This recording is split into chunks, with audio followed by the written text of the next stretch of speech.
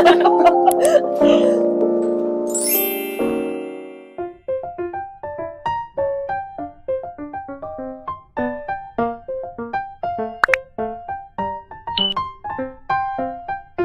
guys, welcome to our podcast. 3 Ps in a podcast. I'm Chelsea. I'm Jessica. I'm Ashley, and here we go. Hi guys, welcome to our Girl Talk, where we talk about Taylor Swift, current events, and go over some lyrics and books. Yes, so we're going to be going over the lyrics of "I Hate It Here" by Taylor Swift today.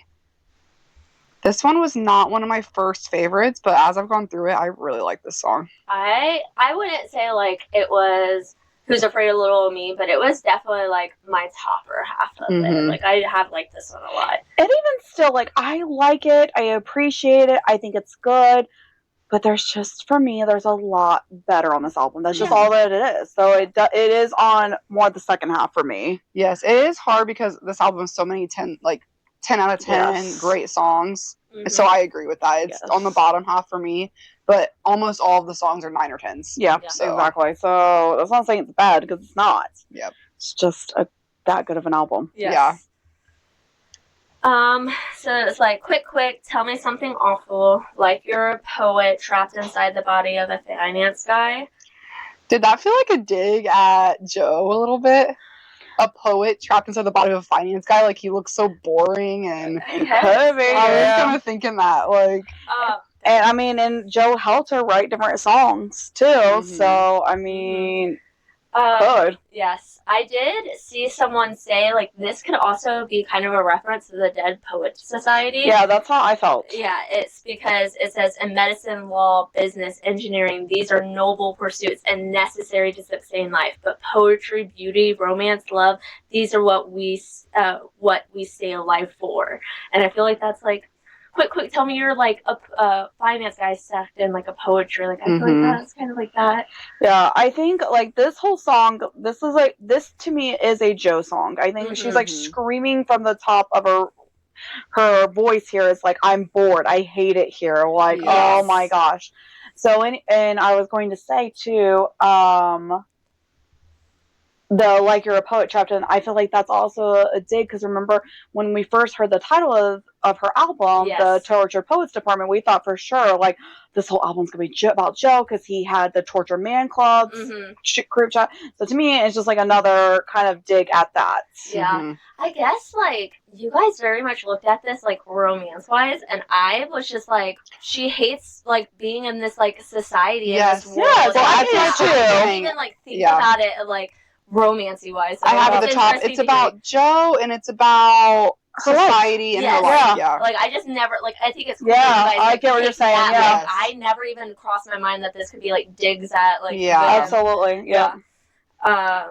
Tell me all your secrets. All you'll ever be is my eternal consolation prize. I was like, you don't do anything special. You really to deserve them. Like, yeah.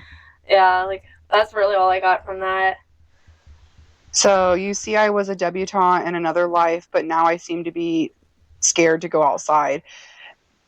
I was looking at, like, TikToks, too, people breaking these down, and a lot of people were saying, like, this is kind of like COVID times, too. Like, you know, in another life, she was on the stage in front of so many people and living her dream, and now she's stuck inside the house. See, the way I took that line was not COVID or anything. It was, because remember... when everything happened with Kanye and Kim and everything else, she ran and hid with Joe. She hid in London. So to me, this was what she's talking about the paparazzis and, you know what I mean, the bad press that she was getting at the time, being dragged. I thought she was in that. And to me, that's what I feel like a lot of this album kind of talks about is that time period because she also gives her big fuck you, too, in this album. So that's why I kind of like went back to those time periods. Like the beginning of the relationship, she was not happy because she was still so scared to go outside and just felt very trapped almost. So then it says, if comfort is a construct, I don't believe in good luck. I don't know what to say about that. Does anybody have any? I don't really have anything. Yep. I don't really have anything either.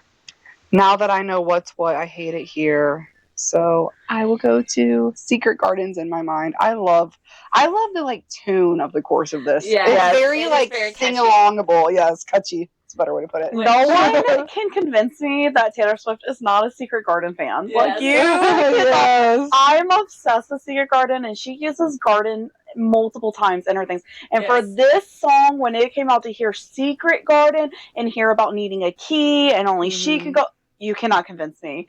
And I love that, because that is one of my favorite books and movies. It makes me, it's just like, it feels so wholesome and so like my childhood. I don't know anything about that book, but it does sound like that. Like, it's like in my mind is the only place where I'm like free, where I can just go, and that's what. So I've seen this. I haven't read The Secret Garden either, but I feel like Chelsea. So I've seen someone talking about, and long story short, she says, missing me at the golden gates they once held the keys to.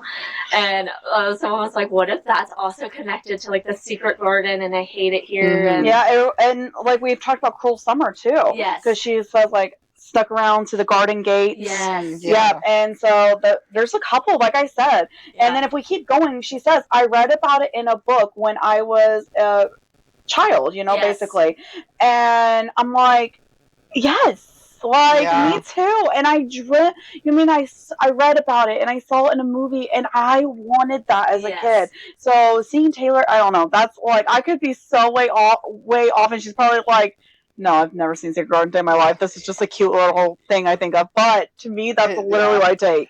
Not knowing anything about that book, I'm like thinking like this is her secret garden is like her escape in her mind. Like, and then she's like, people need a key to get to, and the only one is mine. Like, nobody else has access to this secret garden that makes her happy, like. Yes. Right. Yeah. The mid-sized city hopes and small town fears. I feel like that's like also like playing homage to like when she first started out, like she had like small town fears of being bullied and whatnot, but she had all of this like city hopes of going to Nashville, and she wanted to like become a star in Nashville, so they picked up and went to Nashville so she could.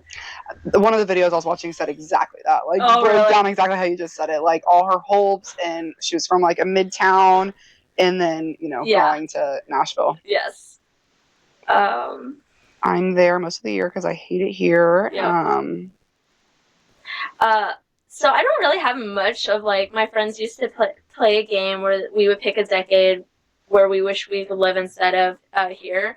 And I feel like, and like just this whole verse, I feel like I remember that. I remember playing games and like giving such serious answers, and everyone look around like, it's not fun anymore. Like, you made it not fun. I'm like, I'm sorry, I wasn't doing the fun answer. But it's also like, I do that too. I've had this conversation even as an adult where people are like, when would you want to live if you could live anywhere else? I'm like, nowhere else, because of all the. I always say, if you're not a white man, it's not a great time to live anywhere in the past, know.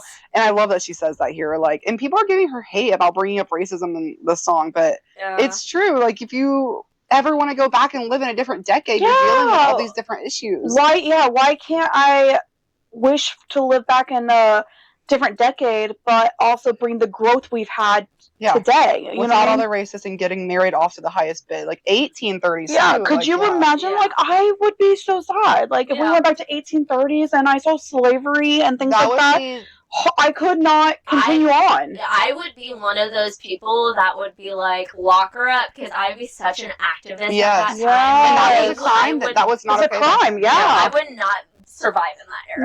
No, I wouldn't. So I love that she says that, because that's what I think right away too. Like, the 1800s would be cool to peek in, but it's like, if I saw that, I'd be so sad, and I would not be okay there. The nostalgia is a mind trick. If I'd been there, I'd hate it. It was freezing in the palace. Like, I feel like, obviously, we just still talked about that, but, like, nostalgia is such a mind trick. Like, I am such a nostalgia person. Like, I just want to go back to that place. And, I am, too. Yeah, and then you, like, think, like, actually, like, the palace was probably cold. It was probably not. I have written next to that, like, it was freezing in the palace. Like, it's still miserable, even however wealthy. However wealthy, or if you're living the life that you think you want to live, like, it's still cold in the palace. Like, they're, I like that line. Yep. Someone said something about this next part where it says lunar valleys in my mind, like something about midnights, like a connection to that. I don't know.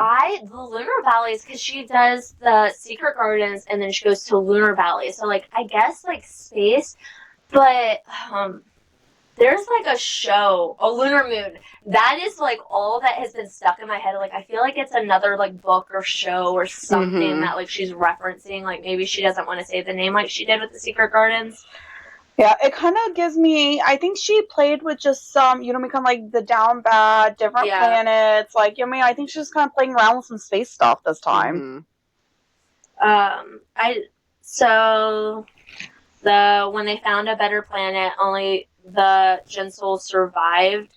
Like, I feel like it's also like the survival of the fittest, which isn't like normal. Like the gentle or people aren't usually like survival of the fittest. So it's like the opposite. It is, yeah. That's what I was thinking. It's like the opposite. Like they found a better planet. Yeah, where like, only the gentle survive. Yes. Like I said, I still haven't read Secret Garden, so I don't know really what that was about. But like, it's not like that. Okay. It's nothing like that. It's So just to give a quick recap, it's a little girl. She's a wealthy little girl, and her family dies, and she has to go live with this like very, very distant uncle she's never even met before, and he's a multi-millionaire. Okay. He lives in a giant castle type of thing, and he's got more servants and maids and things than he'll ever know what to do with, and that's basically who's raising this little girl, is a maid.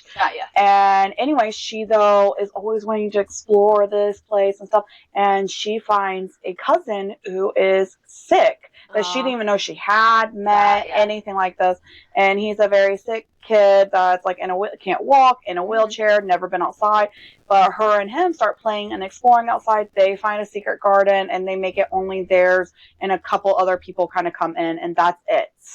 I feel like it is also kind of like the Lunar Valley of like the gentle or the so I was like they are kind of gentle, like they're all gentle kids and stuff, and they don't allow all these adults who are not making these good choices, I guess, into their secret garden. So from where we're at right now, I feel like maybe she is like nodding at the secret garden, but in the bigger picture, she's kind of like in this world. Like I close my eyes and just picture these better places, like this other planet where only the gentle survive, this secret garden,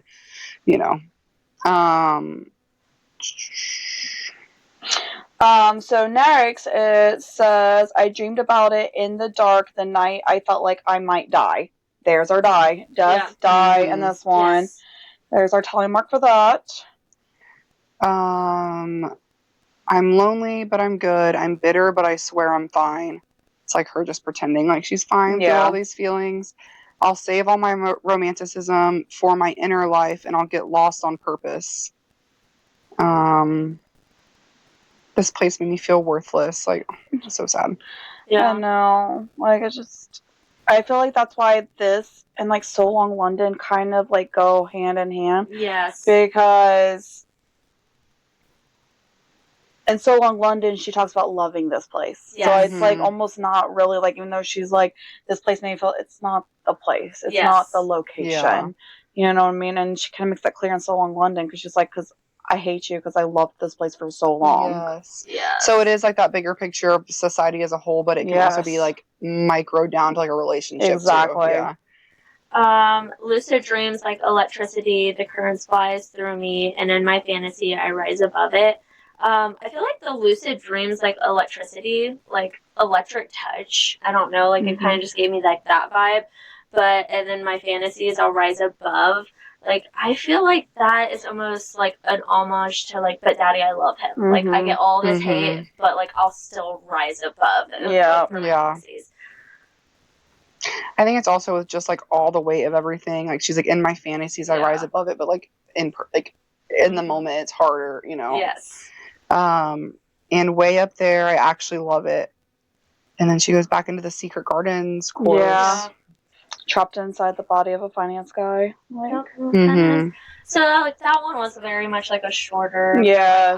Like I said, like I still really love it. I like the meaning of the song. Yeah, I do it's too. not as depth as like we've covered in some of the other ones. I feel like this one's kind of what it says you're getting. Yes. Yeah. You know what I mean? And it's not really a big debated, she obviously at one point of her life hated it. Yes. And that's just what she's kind of talking about. I think all of us have had that. Everyone's had a moment where it feels so awful right now, and you cannot wait to Yes. rise above it.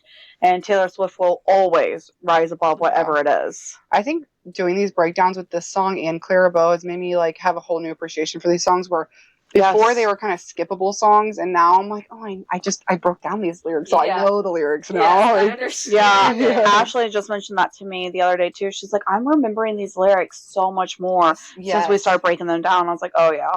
Yep.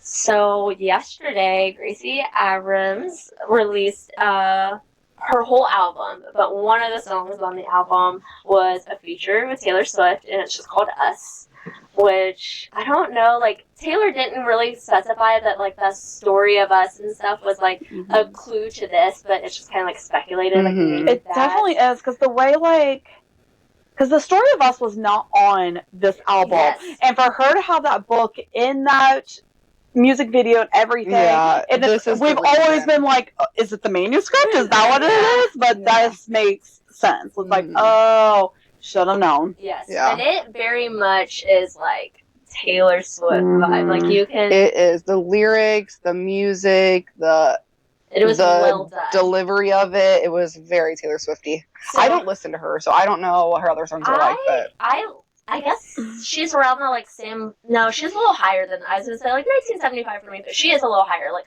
if I heard her voice, like, I would be able to identify it and stuff. Like, I was like 16. I went through a phase like listening just to her for a while, and I kind of fell out. But then when she started going on tour with Taylor again for the air show, I was like, I liked her. I want to listen to her again.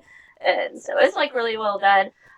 When I was reading the lyrics on Genius, though, like when I was first reading it by myself, it says, I felt like what I've known, you're 29 years old, so how can you be cold when I open my home? And I was like, you're 29 years old, like, that's such an odd. And so I clicked on it, and it says, this is likely a reference to her rumored relationship with actor Dylan O'Brien, who was roughly 29 years old at the time while she was 22 years old. Oh, wow. Giving the secrecy surrounding their whole relationship and stuff. And I was like, that's so crazy, because Dylan O'Brien was in the All Too Well music video, which then it says, like, additionally, Taylor Swift previously collaborated with him.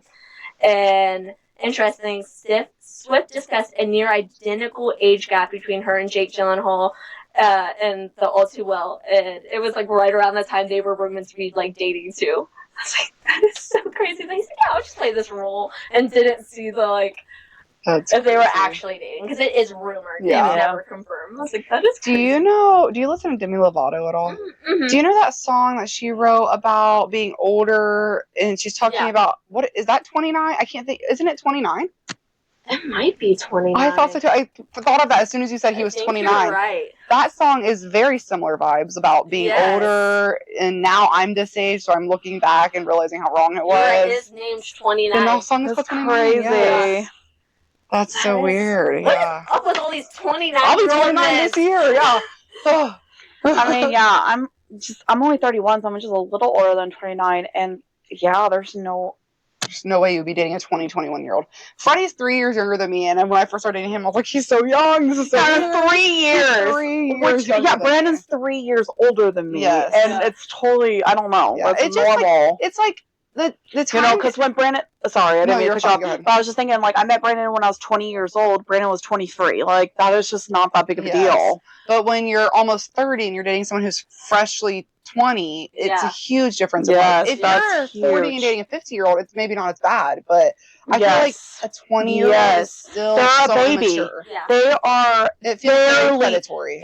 I was like, you know what I mean? There are people that believe 20-year-olds shouldn't even be adults yet. You know what I mean? That they can't even legally have a bread verge yet. Yeah. They should not be dating 29-year-olds and 30-year-olds who have kids and are married and have all this life experience. Yes, like they feel. That feels like an adult. 20-year-olds, they still feel like babies. They still feel like they shouldn't be finished with college yet. No, I feel like that time difference that age difference shouldn't even, it doesn't even, I don't know. When you're like 30, it starts to change a little bit. Because you're both more mature adults. But at that age, you're just not a mature adult yet. Well, isn't it like our brain doesn't stop developing until like 25? Yeah. So it's like, you aren't even with a person that's brain. Yeah. It's weird. Yeah.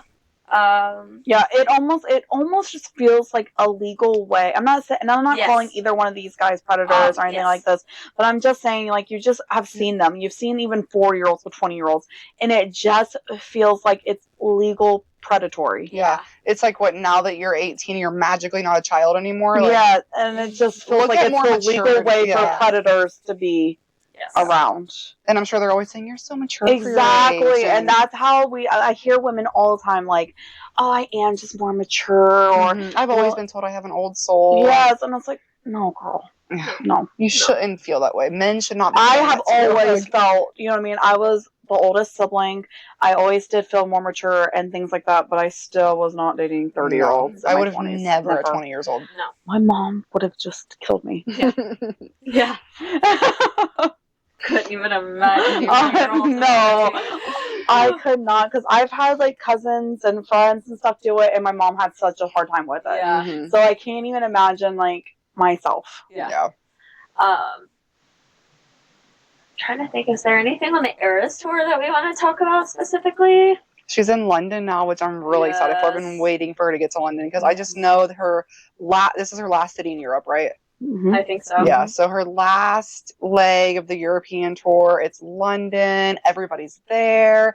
Travis has been saying in interviews, like, make sure you're at the London show. So I'm like waiting for something exciting. Either it's just going to be a really great show with really great surprise songs. Yes. Or something might be like something. It's the last leg of the European show. I'm hoping it's good. She should be, starting soon. I hope there's a music video. I'm waiting for another music video. I know. Oh my gosh, it was with you, right? Like so Taylor Swift was on tour. This was like just a couple shows ago, not long, but apparently it was the anniversary of when the song with I can't think of the song with Taylor. Paris came out, and she did it. She was like. She said something like, so I did it music, and like it's so grainy through TikTok, and she said something about music video, and Ashley and I both lost it, and then we find out like she was just talking about a year ago. I think it was us. That just was it me and you? Like music video?